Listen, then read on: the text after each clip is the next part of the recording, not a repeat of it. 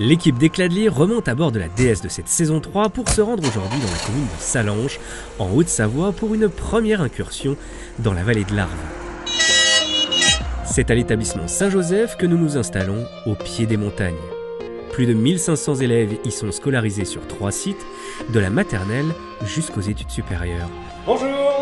Bonjour, je suis Madame Gagliardi. Enchanté, merci de nous accueillir à Sallanches. Bienvenue. On encourage la lecture justement en organisant des défis lecture. Il y a également un club lecture à disposition où les élèves s'inscrivent et participent une fois tous les 15 jours. Il y a Madame Sifointe, donc le professeur documentaliste, organise l'étude, les échanges autour d'une œuvre avec des élèves qui sont intéressés, et nous avons également l'aide du département pour participer à des projets de cette nature.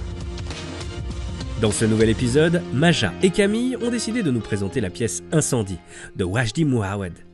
Amédine et Laetitia évoqueront quant à elles la dystopie Globalia de Jean-Christophe Ruffin. Bonjour, je m'appelle Maya Gilbert, j'habite à Chamonix et je suis en première L au lycée Saint-Joseph. Bonjour, donc je m'appelle Camille Pasquier, je vis à Sallanches, donc je suis au lycée Saint-Joseph en première ES. Delphine Chatrian, je suis professeure de français au lycée Saint-Joseph à Sallanches. Je vais parler du livre Incendie, qui a été écrit par Wajdi Mouawad.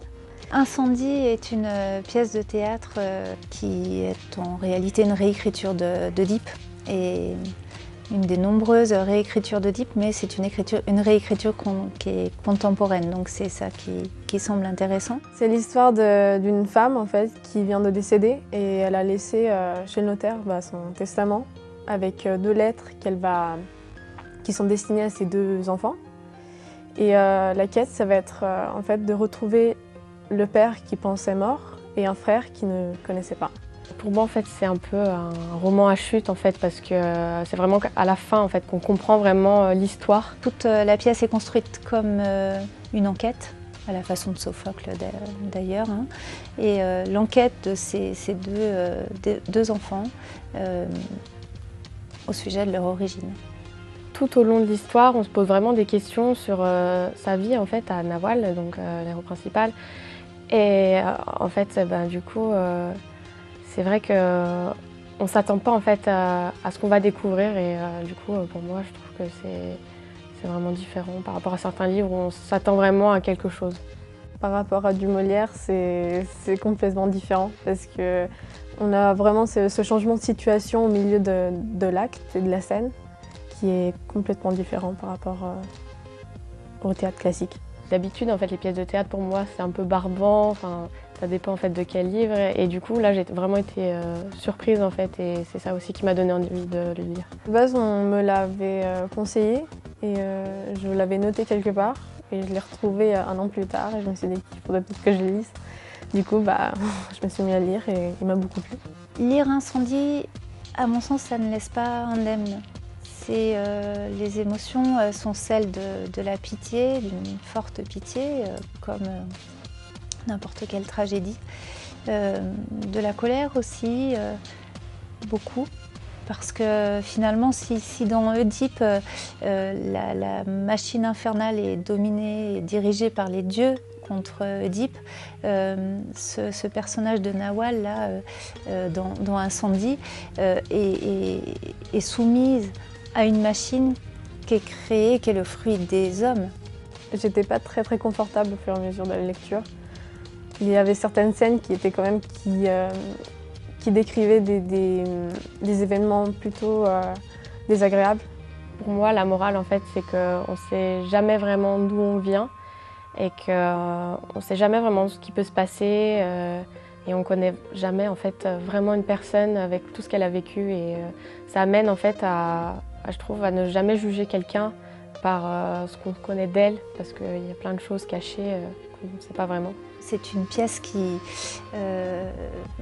marque. C'est une pièce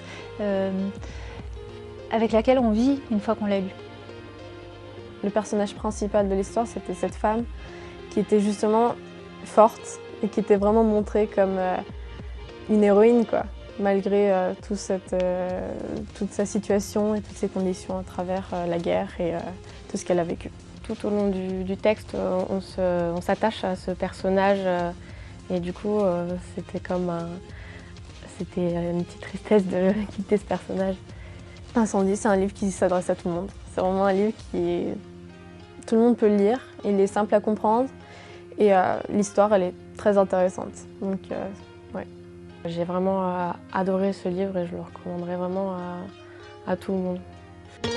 Incendie est à l'origine une pièce de théâtre, écrite comme le deuxième volet d'une tétralogie, Le sang des promesses, amorcée avec Littoral en 1997. C'est avec un fil narratif particulier que se construit l'histoire qui entremêle différents lieux et différentes époques avant que les chronologies ne se rencontrent lors du dénouement. Originalité percutante et paradoxale, le personnage principal, élément central, semble une étrangère et n'est plus en vie. On se laisse surprendre par un récit qui se révèle déroutant, inattendu, au rythme d'une histoire familiale et d'un drame tenu secret. Une enquête comme une boucle qui se referme, qui n'a rien de traditionnel. Les thèmes sont durs, les révélations déchirantes. Incendie a été adapté au cinéma en 2010 au Québec. Wajdi Mouawad est un homme de théâtre, plasticien et cinéaste libano-canadien. Fuyant la guerre civile au Liban, il immigre en France puis au Québec et débute le théâtre dès sa scolarité. Il sortira finalement diplômé de l'École nationale du théâtre du Canada. L'ensemble de son riche travail est maintes fois récompensé. Et c'est à Chambéry, en Savoie, qu'il crée Forêt, suite d'Incendie, le troisième volet de sa tétralogie sur le thème de la transmission et de l'héritage, des thématiques qui lui tiennent à cœur.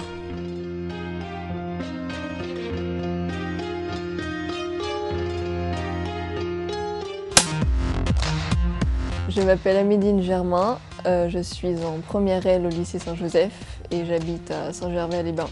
Bonjour, je m'appelle Laetitia Perrin, je suis en première L au lycée Saint-Joseph et j'habite à Megève.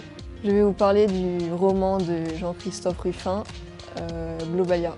L'histoire se passe dans un futur indéterminé où le monde il est séparé en deux parties, donc Globalia qui s'étend sur l'hémisphère nord et les non-zones dans l'hémisphère sud. C'est l'histoire de Kate et Baïkal, mais aussi de Puig-Pujol et donc de Ron Altman. Ces quatre personnages vivent dans une contre-utopie, donc une société qu'on dit parfaite, avec une démocratie parfaite. Mais qui vire au régime totalitaire, on peut dire. Hein.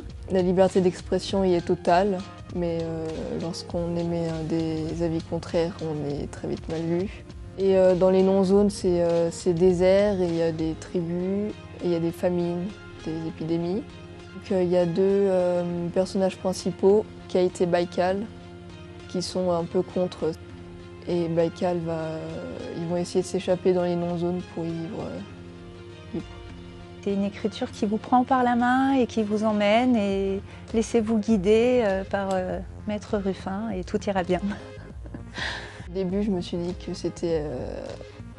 que tout au long de l'histoire, ça allait être l'aventure d'un couple. Mais en fait, il y a d'autres personnages qui arrivent et du coup, ça rajoute beaucoup plus d'action dans l'histoire. C'est un livre qui ouvre les yeux sur ce qui nous entoure. Dans Globalia, de nombreux thèmes sont abordés et qui nous concernent vraiment dans notre société, notre rapport à l'apparence physique, bien sûr, notre rapport à la vieillesse, à la jeunesse, à l'information, au journalisme. Il remet en cause notre société, sur l'écologie, sur les frontières nord-sud. Une réflexion qui me paraît essentielle lorsqu'on lit Globalia, c'est qu'il faut toujours avoir en tête qu'une démocratie, c'est un régime politique des plus exigeants.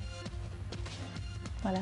Qui suppose une vigilance permanente des citoyens, de la part des citoyens. Donc leur slogan c'est la liberté c'est la sécurité c'est les limites, et les limites donc c'est la liberté. Donc c'est un slogan complètement idiot quand on y réfléchit bien, puisque les limites c'est pas la liberté. Une autre leçon à tirer aussi, c'est d'essayer de considérer d'une façon la plus objective possible les relations entre le Nord et le Sud.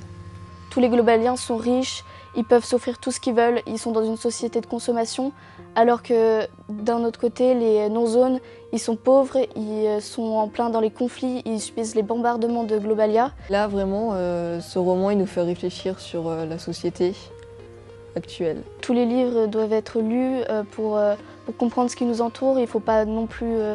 parce que nos yeux, ils ne nous permettent pas de voir vraiment notre société, les gens, etc. C'est plutôt notre connaissance. Et donc les livres, c'est important à lire et celui-là, il est très bien. Ce roman, il est très intéressant et aussi terrifiant.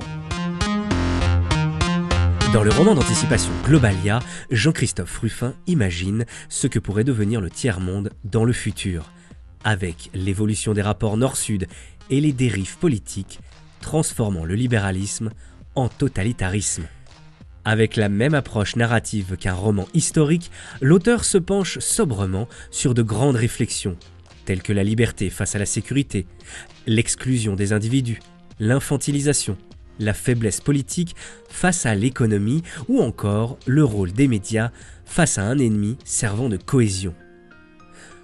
Le climat de sécurité au nom de la prospérité décrit dans cet ouvrage fait évidemment écho à l'actualité et notamment à l'état d'urgence post-13 novembre.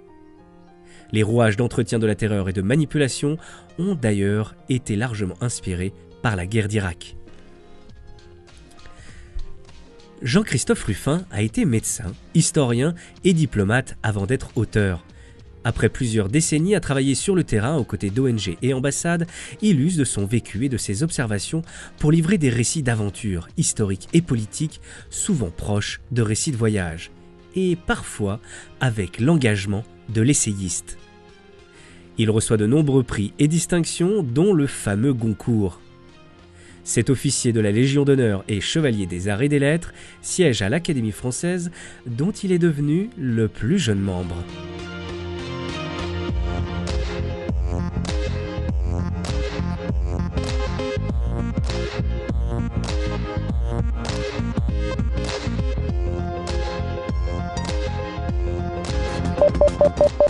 Dans une société qui donnait à chacun la possibilité d'un plein épanouissement, jusqu'aux âges les plus avancés de la vie, un tel laisser-aller relevait de la provocation.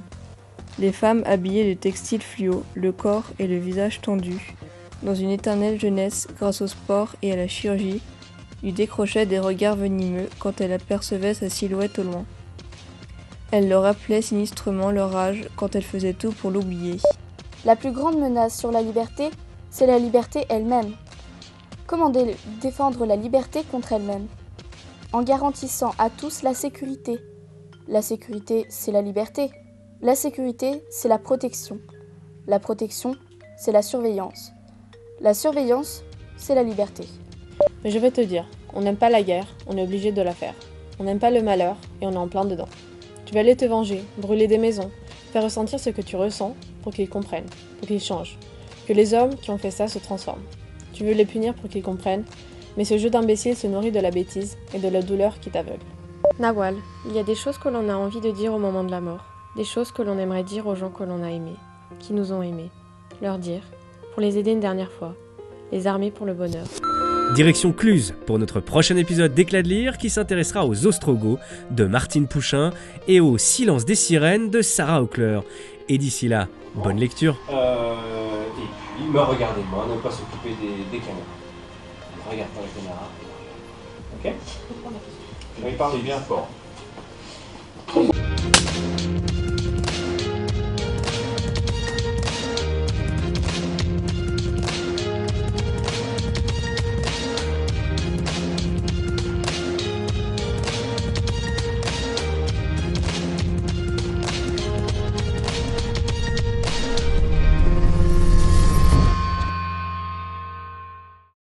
Poursuivez l'expérience Éclat de lire sur notre page Facebook.